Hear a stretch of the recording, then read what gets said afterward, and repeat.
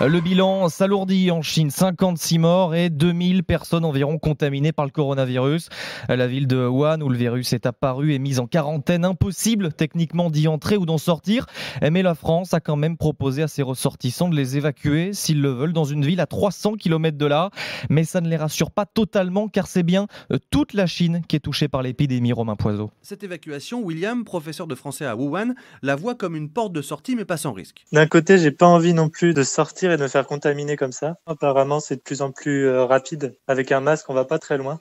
C'est ça qui fait un peu peur aussi. Depuis 5 jours, il vit cloîtré dans son appartement, regardant par la fenêtre les rues désertes de Wuhan et les camions qui diffusent des gaz désinfectants sur les trottoirs. Je sais pas, c'est vraiment comme un film d'horreur. Ouais. Enfin, moi, je vois personne depuis 5 jours. Là. La maison, du coup, c'est la prison, quoi. Scénario catastrophe, quoi. Et le scénario catastrophe ne se limite pas seulement à la ville de Wuhan. À 1000 km plus au sud, Shenzhen, plus de 12 millions d'habitants, ville déserte. Une ville fantôme comme ça, c'est absolument incroyable. Marie, retraitée, voyage en Chine depuis une semaine. Il y a 3 jours, nous étions dans le métro, je me suis mis à tousser. Il y a 2 jeunes filles qui sont carrément parties en disant « bon, ben, elle est malade ». Dans l'avion, j'ai eu les mêmes réactions des hôtesses de l'air. Je comprends que les gens aient peur. Hier, Hong Kong a décrété le niveau d'alerte maximal.